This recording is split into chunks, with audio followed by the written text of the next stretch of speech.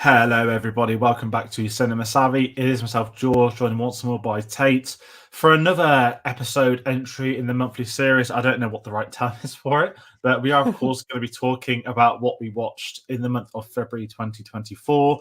We're going through the films, the TV we've been watching. We'll have a chat about them. We'll answer any questions people may have for us. But before we talk about that sort of stuff, Tate, how are we doing today? Doing good. Doing very good. Still up here in the mountains in Austria. Still watching films regularly. Looking forward to the Oscars, which is, wow, Christ, a week away? Okay, yeah, interesting Yeah, week we've got ahead. no idea what's going to win, do we? Oh, no, absolutely no idea what's going to win every single Oscar. Not even slightly, you know. We haven't done our predictions yet, but I feel like it's going to be almost redundant this year. Like, we're just going to pick the same stuff. Yeah, and it's a week away. We'll be live as always, as we are on this channel. Dave has said he'll be joining us as well, who's not had on for a while. He's running a new channel. I need to plug that, and we'll plug it next Sunday. But yeah, it's at the earlier time, midnight UK time. That's what 1 a.m. most of Europe, 7 p.m. America, 4 p.m. America. So we'll be watching it at home, etc., etc., and then we'll be on the stream chatting, discussing what's happening. We need to work out our predictions. That's just reminded me. But yeah, join us next Sunday. It's an annual stream of ours, and it's always a lot of fun to do those. And as I said, there may be a formality at this point in time of what we'll be discussing. Maybe we'll be talking about next year's Oscars at the same time with a clear front runner out in the cinemas that people may have heard of, 4-letter word. But before we start talking about what we've been watching this month, we do want to hear from people at home. So please do comment with what you've been watching this month. Anything you think we've missed that we should be talking about. I know I've missed a couple of new releases at the cinema, and there's a lot of other stuff happening. So we want to hear from you. We want to know what you've been watching, any shows, any recommendations, that sort of stuff. It's been quite a busy month. I know we're in March now. I know there was 29 days. It was a leap year. But we do want to hear from everybody at home. And if you don't follow us, you want to find out what we're working, what videos we're doing, you can go get us on linktree.com/cinemasavvy. It's got links to Facebook, Twitter, Instagram, Letterboxd, all that sort of stuff. But we haven't actually planned this out. Obviously, we're going to go through what we watched. Do you want me to go first? We don't really have a plan. I was going to say, you can go first. You can go first. Yeah, February's been a weird month for people that are curious. Big question is, how many Godzilla films did you watch? Wow, just one. There's going to be a theme. There's going to be a theme. I have realized that if I need to get 38 done by the start of November for the anniversary, I think I've got like 20 more to do in 8 months. So, no, 25. I don't know. I don't know how many I've actually seen now. But there's still no sign of Godzilla minus one on 4K, which is really annoying. So hopefully that is sorted. And I had a trailer for the Godzilla versus Kong film at the cinema the other day, and I know you've not seen minus one, have you? Because I'm kind of in this mindset, right? Imagine you go out for like a dinner at like the Ritz or Miller and Carter or something like that, right? And then you immediately get out, and then you go over the roads to like. Not even a Mackey's. One of them like disgusting chicken cottage, dodgy. Yeah, that's how I feel like I am for Godzilla versus Kong, the second one. And even weirdly, like as it said last night, and there was a trailer. You had the new Planet of the Apes trailer back to back with Kong Godzilla, and I'm like, how is the Planet of the Apes film? I mean, how does it look better? I mean, it's Planet of the Apes, but to see monkey CGI followed by monkey CGI. And one of them looks disgraceful and the other one doesn't. It just really annoyed me. Yeah, that's coming out at the end of March. That's probably going to be the thumbnail next month. And the most awkward tweet of the year was the new clip which says King Kong riding Godzilla, which people misinterpreted. And that's that weird fan fiction resolve for some weirdos. But if I start talking about what I've been watching and talk myself out of that, I'm going to kickstart. I'm just going to go through February. And February has been a weird month. And I kicked off with Argyle on the 1st of February. I watched it at the cinema on release date. I absolutely hated it. I despised it. I couldn't even say I was disappointed. I thought the trailer looked awful. I had high hopes that it was Matthew Vaughn. It's got that cast. It's got Cena. It's got Henry Cavill. Bryce Dallas Howard. It's got an actually unbelievable cast, which kind of makes the overall film even worse. That you're sort of wasting these incredible actors. So yeah, Argyle gone, never to be seen again. Then on the 2nd of February, I watched The Beekeeper, which I really enjoyed.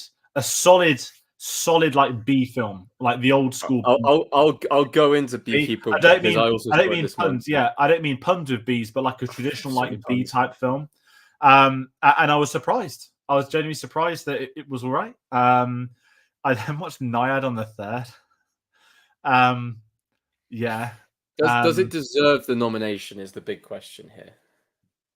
Jodie Foster, I thought was very good in it. Annette Bening's good in it, but Best Actress over Greta Lee and Margot Robbie, absolutely not. I don't actually know how it's got any nominations. I'm guessing it's one of those where it released and it was tailored towards certain voters of the demographics, the Oscar voters and whatnot. I don't think it got anything at BAFTA nomination-wise at all in the slightest, and there's more acting categories. Naiad, it's a mystery. It's an enigma as to how it did so well. I say did so well, just received 3 Oscar nominations, but I thought Jodie Foster's okay. And maybe warranting of a nomination for supporting actress, but also Jodie Foster's been in True Detective this month, which I haven't seen, but apparently the new series has been very good, and I'm a fan of series 1 and 3, so I need to do that at some point. I mentioned Godzilla though.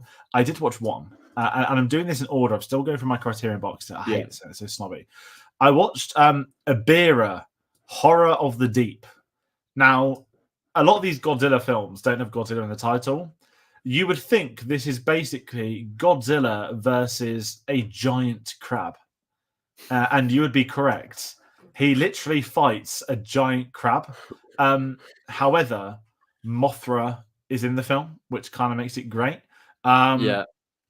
Listen, I don't know how to approach these sort of Godzilla films because they're products of their time. It's the 60s. It's people in suits. It can't have the effects it does of today for obvious reasons. There's something charming about watching a lot of these. And this one actually has a lot to do with human characters. And I can't sit there and tell you how many humans are in it and stuff like that. But it's very much... how do you describe it? There's like a terrorist organization like controlling products in this mystery island, but no one can get in and off the island because of this giant crab. It's bonkers. It's actually pretty brutal at some moments, but yeah. Ibira, Horror of the... I don't think it's appeared in other Godzilla things since, like the giant crab. And also, I just don't like crabs as creatures. They freak me out a bit. Like, I'm not scared of them. I just don't particularly... So are we adding that to the list? So we got crabs and sharks. You're just not a big fan of sharks is different, though. Like, I'm terrified of sharks, but crabs are just weird. But seeing a giant crab fighting Godzilla was weird.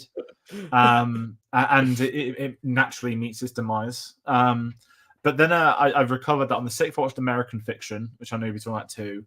I absolutely loved it. I really, really enjoyed it. It was one of the last... I've got one more to see, I think, of the 10, but American Fiction's one we sort of knew would do a lot better at Oscar than BAFTA, and then it won BAFTA for Best Screenplay, which probably caught everybody off guard. Best Adapted Screenplay I need to add. So yeah, American Fiction I've seen, I liked. I watched The Wrestler on the 8th, revisiting the Aronofsky one, which is a fantastic film. Still incredible. Everyone that hasn't watched the Iron Claw needs to watch the Iron Claw. But The Wrestler, I mean, it's an incredible film, and I still know how Mickey Rourke didn't win the Oscar that year. I then watched The Favourite for the first time on the 9th. Really didn't like it. I almost turned it off. It? No. I feel like it's a film that's been ruined through social media, that I have seen like all of the main clips through Twitter for people sharing. I definitely prefer Poor Things to The Favourite. I was still love Olivia Colman, but have you seen? I was going to say, other than that, have you seen Killing of a Sacred Deer or The Lobster? Nothing else. No. I'd recommend The Lobster. Lobster's a bit unusual, but Lobster's the one I've heard the most about. Is that Colin Farrell? Colin Farrell and Rachel Weisz. Yeah, I might check that out at some point. But yeah, The Favourite. I mean, I was ironing at the same time, so it sort of ticked the 2-in-1 off of the ironing film. But then, Saturday the 10th, this was a big one. I ticked off an almighty one from the list. For the very first time in my life, I saw Silence of the Lambs. I was home alone for a weekend. I'd done all the ironing. I'd cleaned up everything. I was like, Saturday night, I want to watch like not just a really good film. I will just want to watch like one of the big ones. And I've got a lot of films like that I've not seen. I've got like Citizen Kane, Casablanca. Everyone's got some big films they've not seen. and Silence of the Lambs was just there. Obviously, I've seen Night of Jodie Foster. I've kept seeing people talk about True Detective. I was like, okay, I like Jonathan Demme. I'm a big fan of Manchurian Candidate, obviously going to American Fiction, which Jeffrey writes in as well. So I thought, okay, let's finally watch Silence of the Lambs. I want to say it was very different to what I thought. I knew next to nothing about it except the Hannibal stuff, right? Which was kind of good. I've seen the opening scene because we had to see the opening scene at college for some reason at A level. But I was anticipating this horror film where it's like, oh, we've got Hannibal on the loose, blah blah blah blah blah. No, not at all. Not He's more of like a consultant. It's like which is kind of much better. And then the breakout. Obviously, I it's weird because I don't want to talk about spoilers, but for a film as iconic as this that everyone speaks about, no one's actually spoke about like within the film, or maybe I've blinded my eyes when people spoke about it. So it literally, like, I knew next to nothing how it was going to end, especially with oh god, I forgot his name, the villain, Butcher Bill, isn't it? Yeah, something like that. Yeah, and the I've seen a music meme a lot over the last few months, which is from the scene in the well, so I kind of knew the origins of that meme now. But I thought it was incredible. And again, right, it's Oscar mode, so you're in like it was up for the Big Five. It won the big. I think it's the last film to win the Big Five. One of 3 films maybe to have ever done it. And obviously, you know what you're going to get. Anthony Hopkins, everyone's heard about his performance, and he's pretty fucking incredible in that too. So, yeah, different to what I thought, but as incredible. And I don't say it lives up to the hype because I hate saying stuff like that. But sometimes you watch a film that's been spoken about in a certain way, and you go in with higher expectations, and it doesn't meet them or whatnot. But Silence of the Lambs, I thought was just fucking incredible. That's probably the best thing I've seen this month, baby. Okay. Then Sunday the 11th. Dune Part 1 had a re-release that weekend, so I went to the IMAX to rewatch Part 1, ready for Part 2. Absolute slapped on the IMAX rewatch. I should have worked out. I think I've now seen it 5 or 6 times at the cinema. Part 1, all in IMAX. Very strict, all but one in IMAX. Very strict on that. But I did miss the first 10 minutes. I was annoyed about. But obviously I've seen the film a few times, so it wasn't that much of a thing. But not going to happen to obviously Part 2. And how do you follow up Dune Part 1? I watched Morbius for the first time. That's one of my films I still haven't seen. I worked on Morbius. Did I ever tell you that? Like, I actually... No, you didn't. We only did like 2-3 days. Do you want that to be public? Do you really want that to be public information? Well, the company I worked for worked on a lot of films at the same time. So my team luckily didn't have Morbius as a project. It was more helping another team, if I can say that. And all I remember was that it was shooting on the streets of Manchester to double up as New York. Now, I'd already seen the Matt Smith dancing meme. I'd seen Jared Leto memes. I'd seen that the London Tube was meant to be the New York subway, which is hilarious at the same time. So it was really just ticking it off because I was making the intro for the Madame Web review, and I realized that from the Spunk universe, for those that aren't familiar, that's the Sony Pictures universe of Marvel characters. Spunk. They tried to change the name, but it's staying as it is. Morbius is the only one. I guess there's only like 3 of us, right, that I hadn't seen. So it ticked it off. And listen, right, it's as bad as people say, but it's not entertaining bad. It's the worst kind of bad. It's boring bad. And you just kind of have to question is how a film like this ever got made. Like, how did a film about Morbius the living vampire make it past a conversation at a board once? He's not even a big Spider-Man villain to be doing films about. So Morbius, again, it was more ticking it off. It was on Netflix. It's an hour and it was hour and 40 maybe. It wasn't that long. Okay. But obviously that was because Madame Web was going to be out that week, which I watched on the 16th on release day. Now, my question to you is, which one was a worse film, Madame Web or Argyle for this month? Oh, right. Okay. Madame Web is thoroughly entertaining. It's a terrible film, right? It's genuinely, like, in respectively of quality, etc. It's a very poorly made film. But, and this is what I've been comparing it to, I love it in the same way I love The Room. It is incredibly entertaining. The script is so bad, it's hilarious. You actually look at the people in the film. I forgot the name of the director, is RJ Parker, but she's directed Succession, a lot of British shows, a lot of HBO shows. She's had an incredible career as a director of TV for like 10, 15 years. This is her film debut, and it's Madame Web. And like Morbius, my knowledge of Madame Web's this, right? I watched the 90s Spider-Man cartoon growing up, and it was the old woman in the wheelchair in a web who could see things, a bit like Paula Trades, I guess. And I remember them like, why is this being a film for? Why does this need to be a film? And Argyle was bad, but Argyle was 2 hours and 20 minutes of my life that I could never get back. Madame Web was 140, no credit scenes, nothing like that. Like, it was an experience. And I honestly think Madame Web is going to survive through meme culture once that HD rip is out online. And I've seen the low-res memes of her at the end. Like, this sounds really terrible, but you get an origin as to how she becomes paralyzed.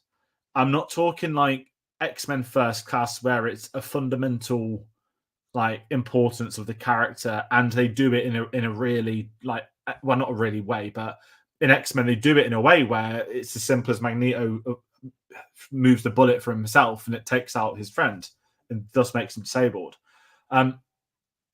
Madame Web, there's like an explosion and she falls into the river and now she's paralyzed. It doesn't make sense.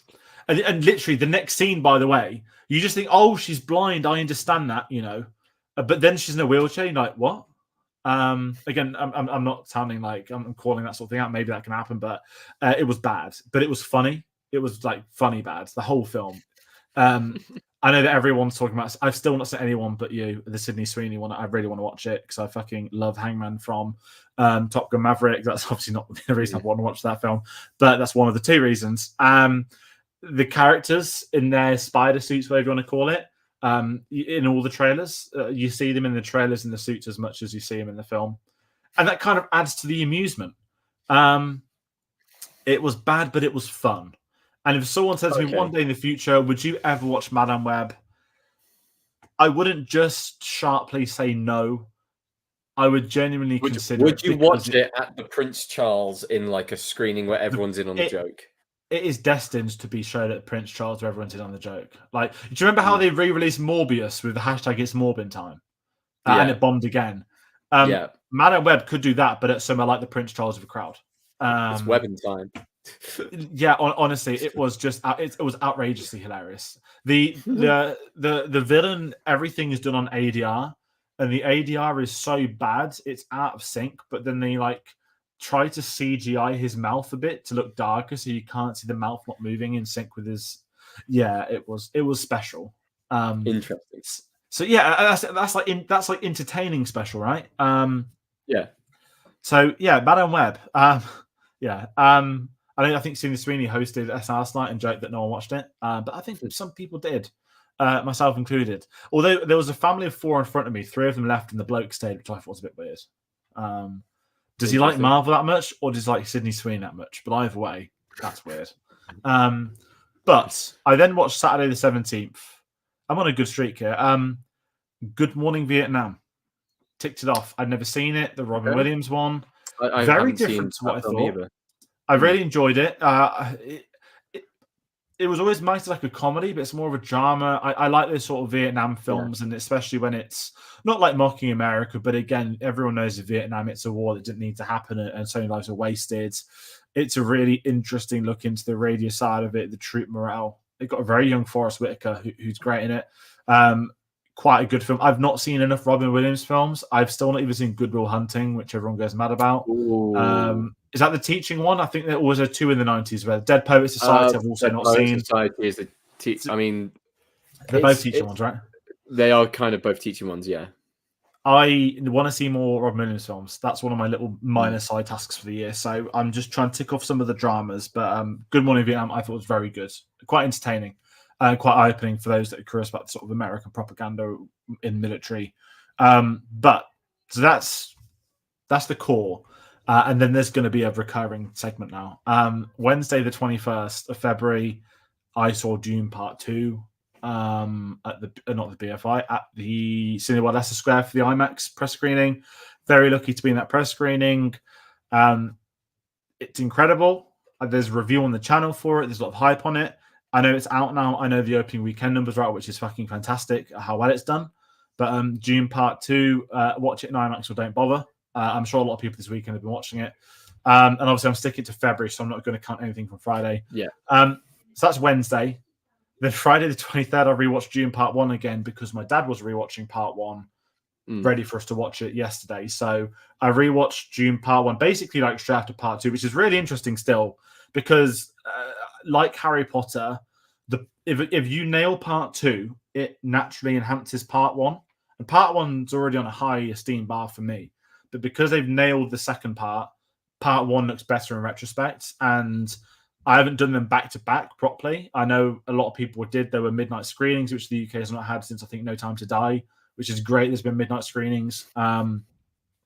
A Dune Part 1, Part 2 at IMAX would have been sensational. And I know this sounds really minor, like Cry Me a River, irrelevant crap, but the only downside of going to the press screening is that I didn't buy double bill tickets for the BFI, which 7,000 people were on that website at midnight. Wow. And it was sold out for the first few weeks. Like, if you want to get tickets for random screenings, you like the front row now or the sides.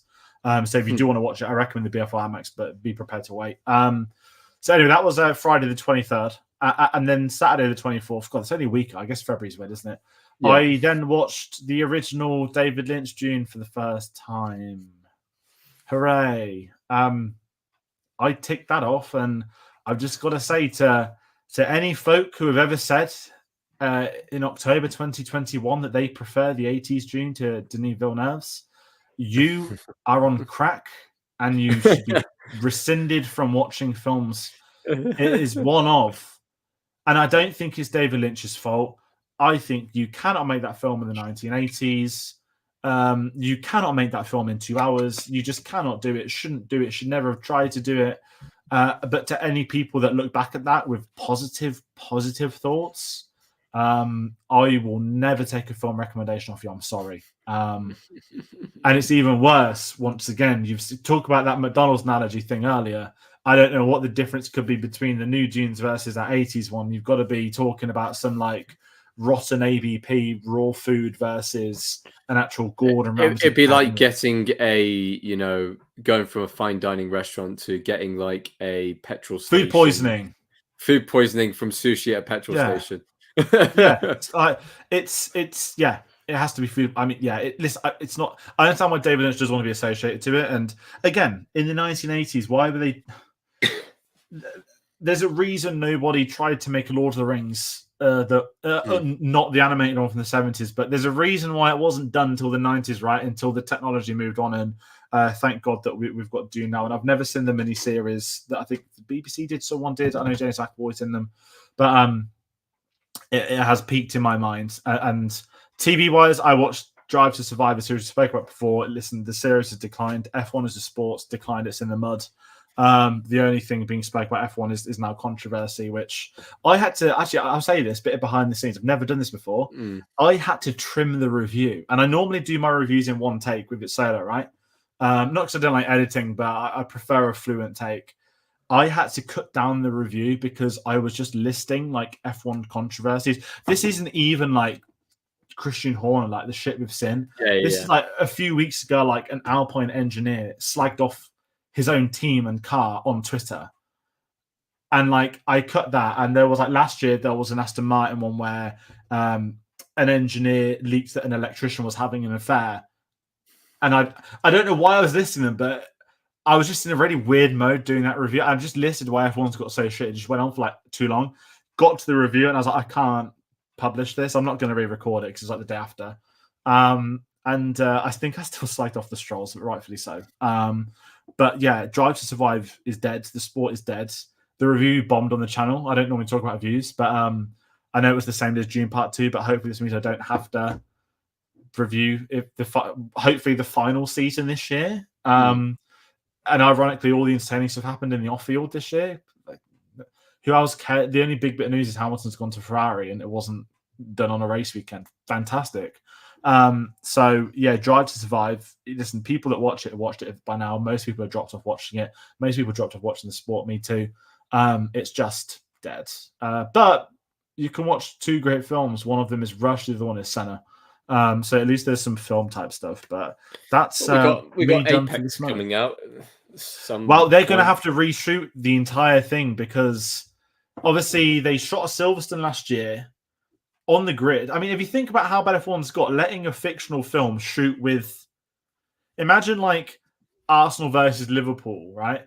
And they let Brad Pitt play for one of the teams because they were doing a film, but it actually happened in a real game. Like, it's ridiculous. And it's a bad comparison, but because they did 2 race weekends of shooting and then the SAG strikes happened, obviously because they're on with the cars, all the cars have got the new paint and the new liveries for 2024.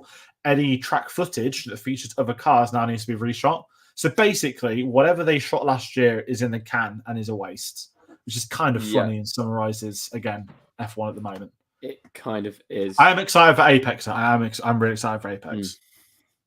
So, here we go. Maybe I'll talk a little bit about Joseph Krasinski a little bit later on. I started my month by watching The Beekeeper, and it was surprisingly the second best film I'd seen this year, which was very odd. I was like, this isn't actually bad. This is like campy, but also quite good, entertaining. A fair amount of bee puns and, a concept that shouldn't work, but actually did. Like, I really enjoyed it. Like, I would actually watch The Beekeeper again and actually have a good time with it. Like, I just wasn't expecting it. I don't think anyone was expecting it to be anything. I didn't know Josh Peterson was in it. Yeah, he's popped up in 2 films the last few months. But yeah, odd that The Beekeeper was actually a decent film. Then watch through. By the way, sorry, Beekeeper until today, the highest grossing film. Well, let's ignore the Chinese films, but the highest grossing film of 2024 is The Beekeeper. So Beekeeper is no longer going to be. Is Beekeeper no longer going to be because Dune's taken over, or? Yeah, I'll switch it for a review next week. If there's a review next week, whatever's next. But yeah, Dune's took over. So then I watched for the first time ever The Man from U.N.C.L.E., which, I mean, I didn't realize it was who's directed it? It was Guy Ritchie film. Yeah, didn't realize it was a Guy Ritchie film. I've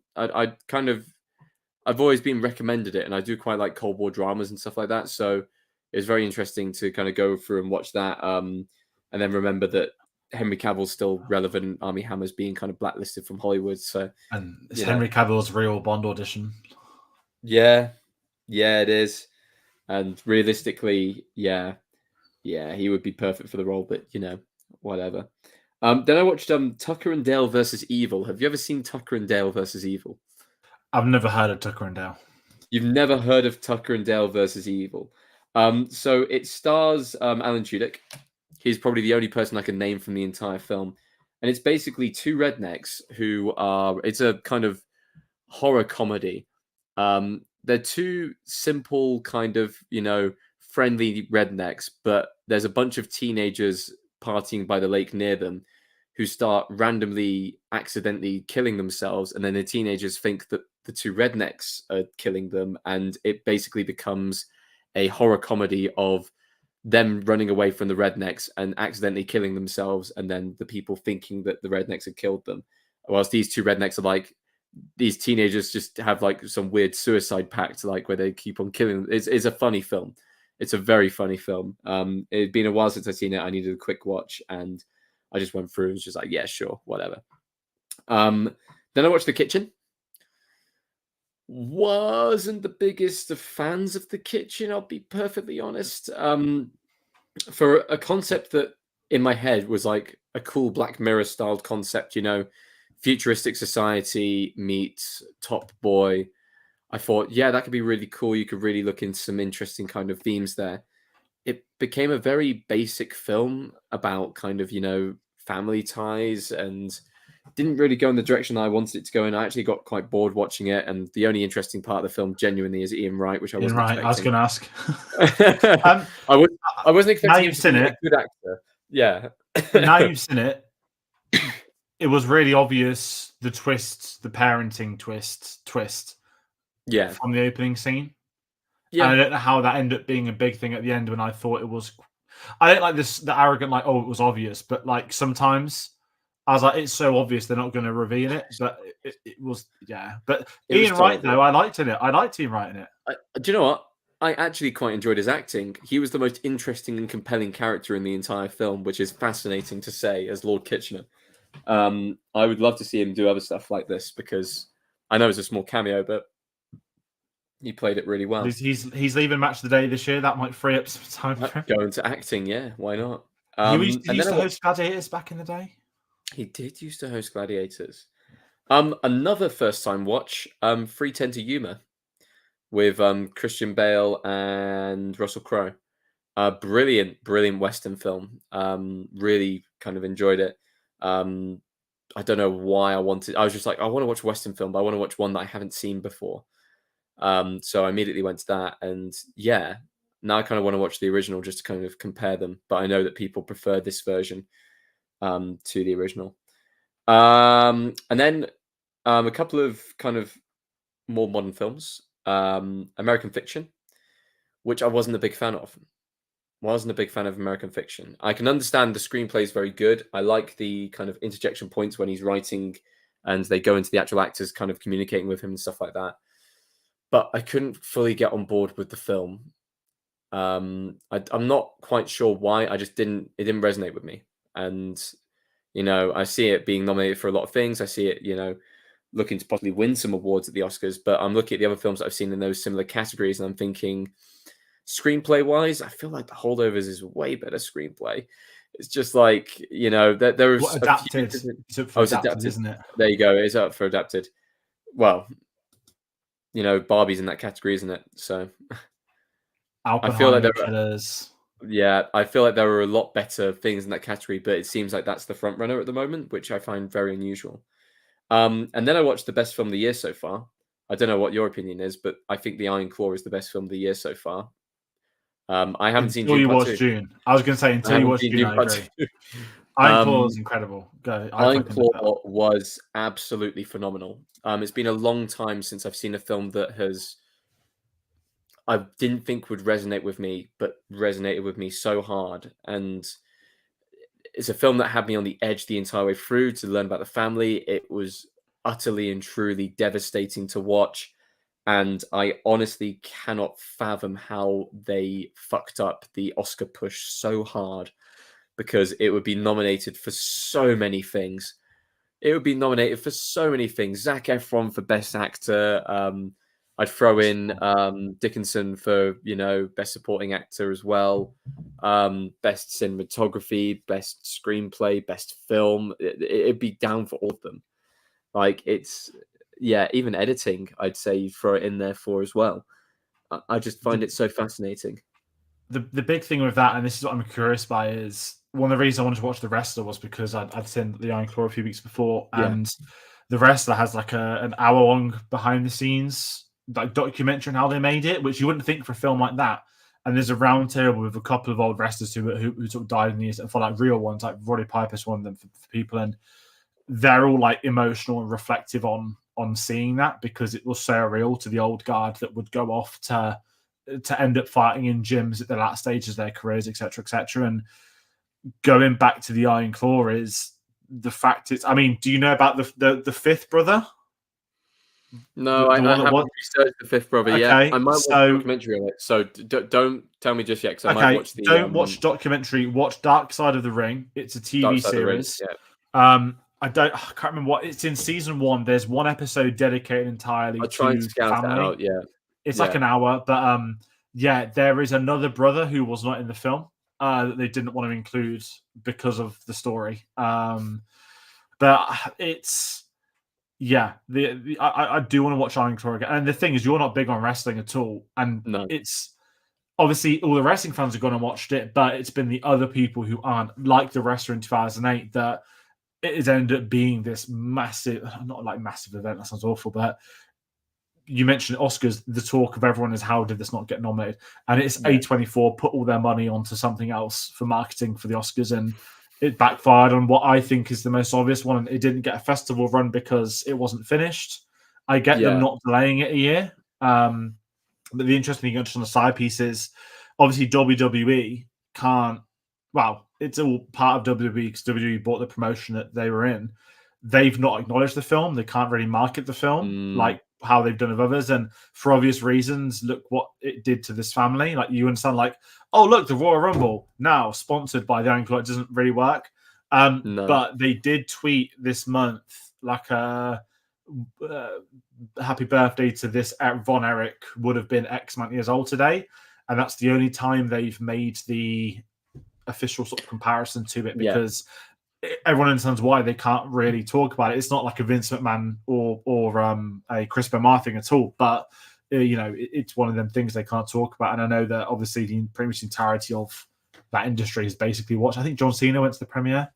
Like, you had all the cross promotions all at the premiere, which was wild. But yeah, sorry to jump in, but Iron Claw, for me after June, those two will be probably the top two for quite a while.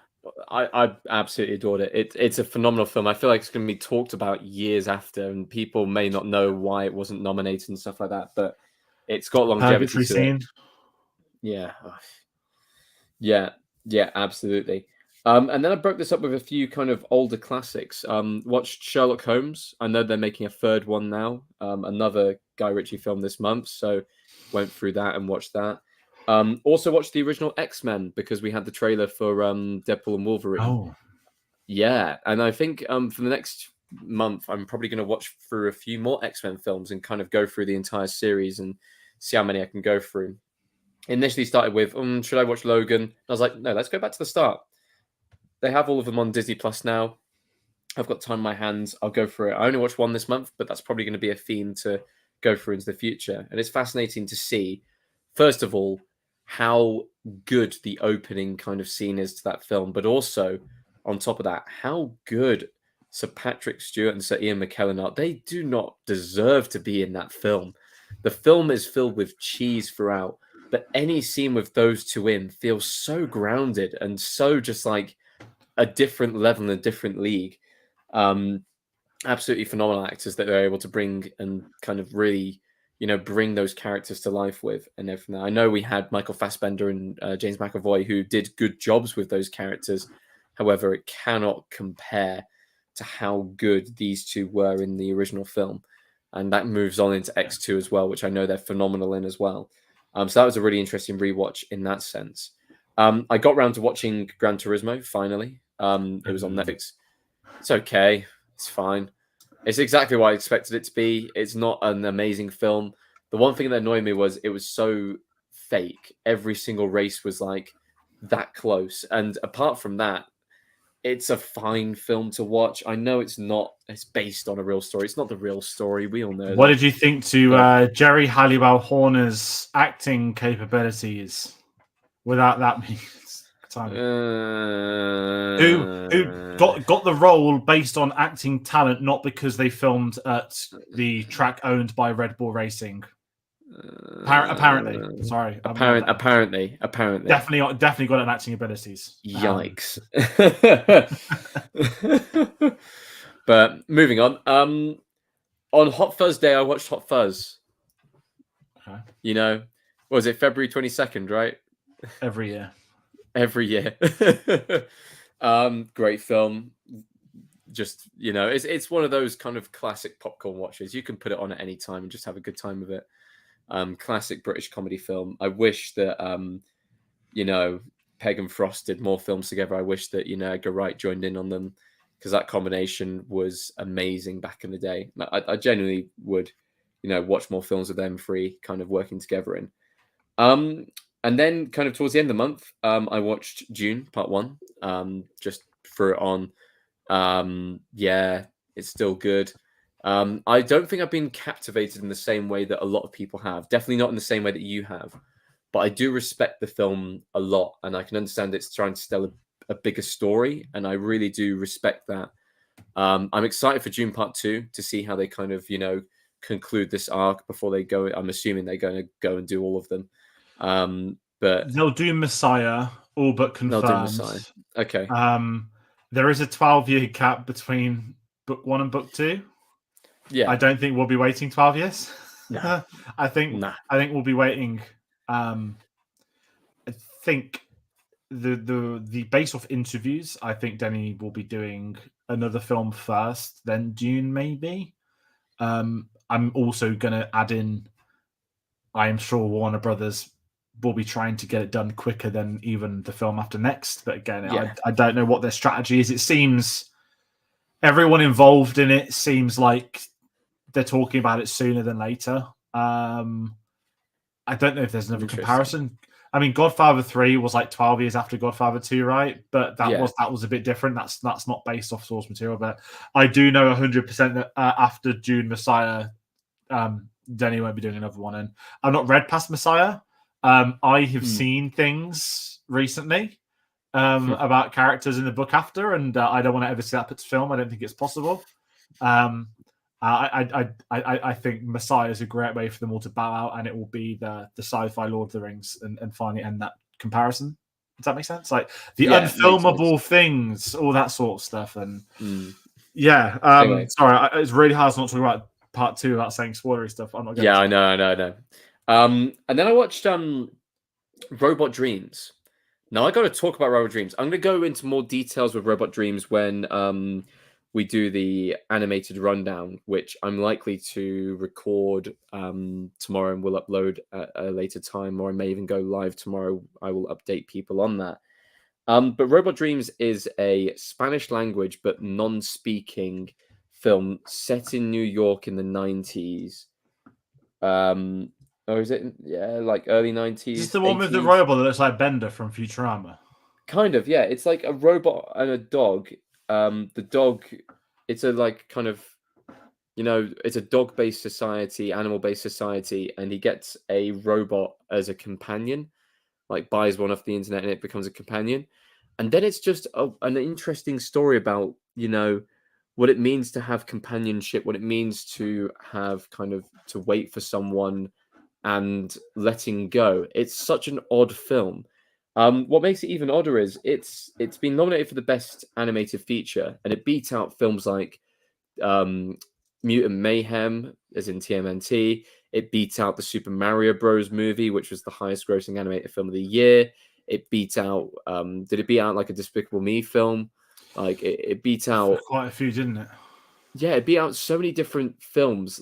Things like The Peasants, which was the kind of the next film after Loving Vincent, made completely from oil paintings. Beat all of these films, but the animation isn't anything special.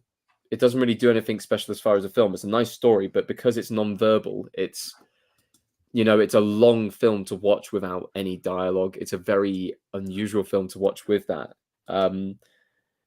It's completely inoffensive. It only made $600,000. I have no idea how it's been nominated for Best Animated Feature. It's such an anomaly. It's like, it's so unusual. Was it at Cannes? It was at London Film Festival, but no one went to go see it because I think everyone was watching How to Have Sex at the same time.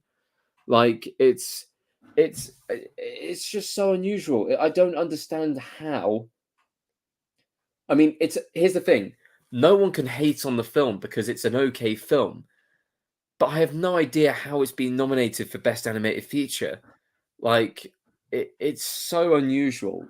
None of the Oscar voters are going to watch it. Kids are going to get bored when watching it because there's no actual speech to it.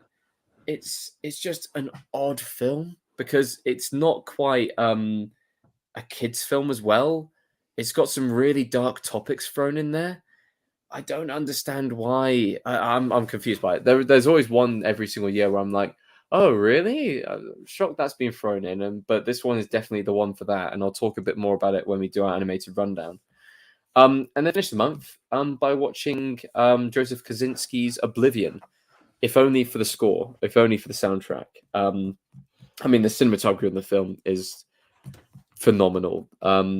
It's a forgotten, Tom Cruise film.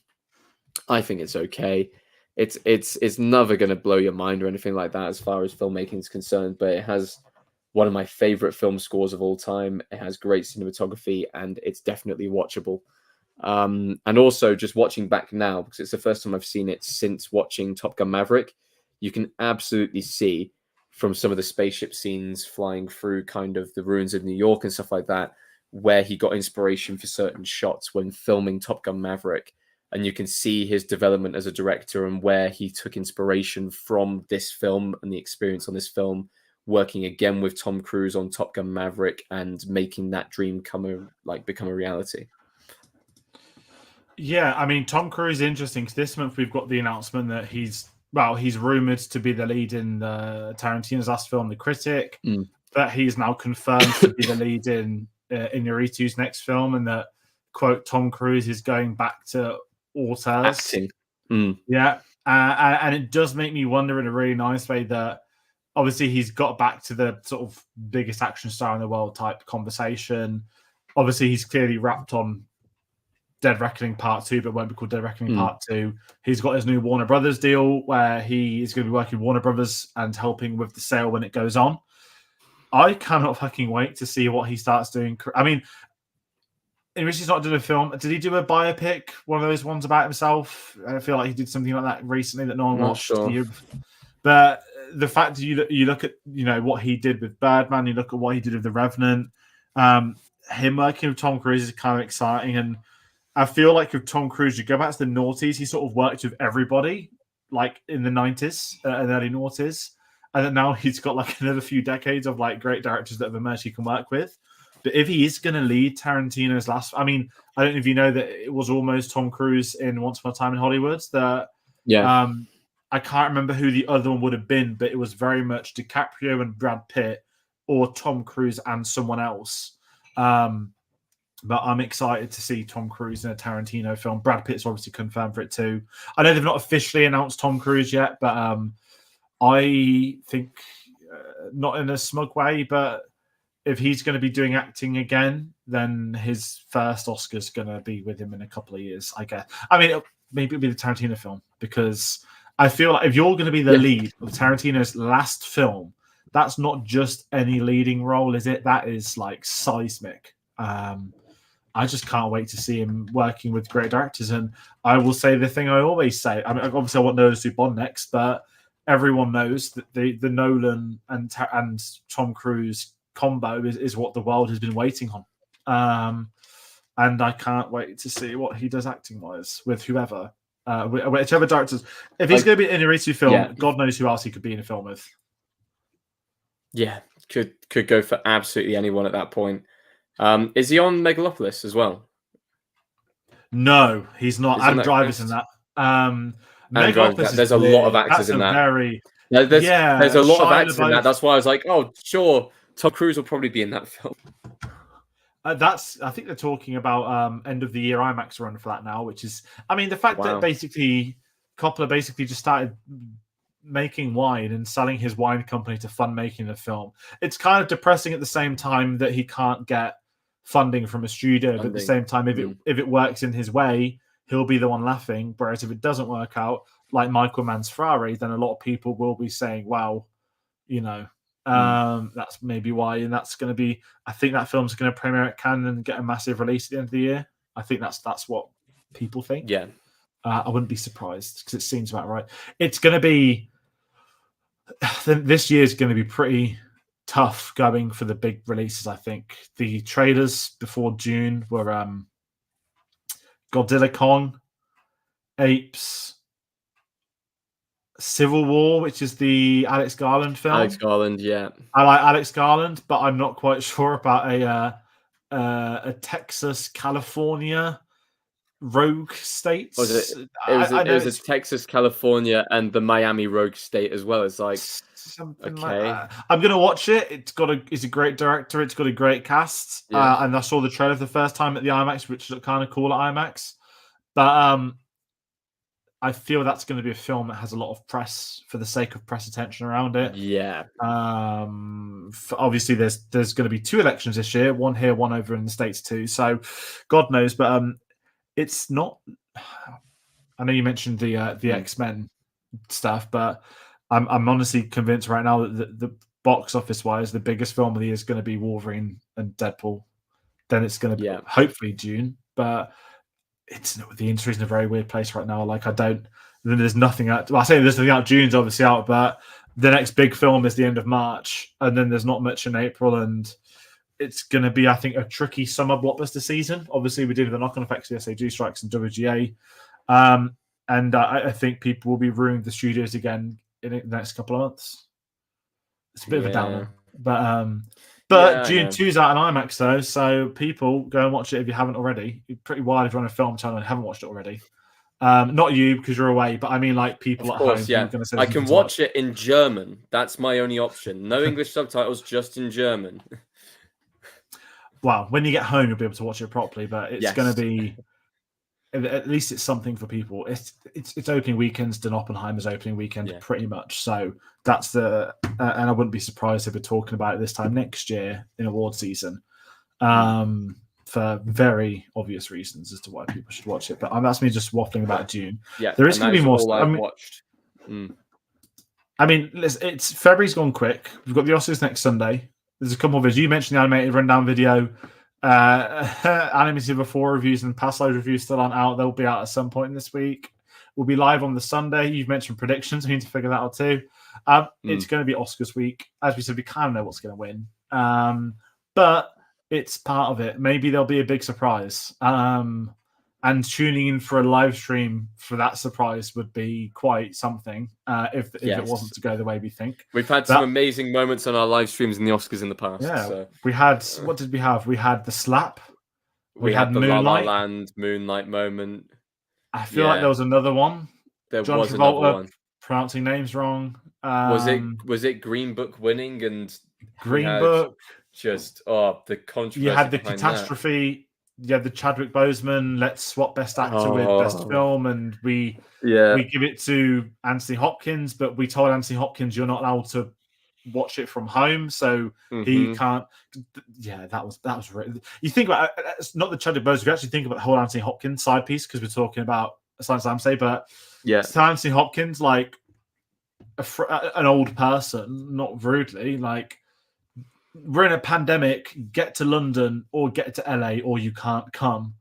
Let's switch the award around so the night ends with just a stock image of his face on a screen. Got to be one of the worst broadcasting decisions of the last 10 years. Even worse than I'd actually say Moonlight, if I'm being honest. Getting the wrong one. But that's going to do it for what we watched this month. As always, we don't want to hear from people. Martin said February absolutely flew by. I hope he's doing well. And there's going to be more reviews. There's stuff coming out in March. There might be some more TV stuff. I know Doctor Who's in May. I know Star Wars is talking about June time. So there's going to be stuff. But obviously, once Oscars are out the way, as always, that's our checkpoint for the first chunk of the year gone. Then we'll figure out what we want to do past that point. So as always, people, you want to find out other videos, other reviews, grab us on social media, linktree.com/cinemasavvy.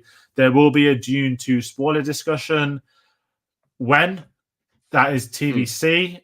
We've done Wednesday uploads. Whether we pre-record it and upload on Wednesday or we go live earlier, I do not know yet. So we'll announce it on social media. So you might have followed us on there. That will go up. There might be some other videos. June didn't disappoint him, but Argyle did. I absolutely feel that 100%. People involved in Argyle should have been so much better, especially for a $200 million film. That's got a higher budget than June. Let that sink in. But that is going to do it for this stream. So thank you all for watching, and we'll see you on the next one. Take care.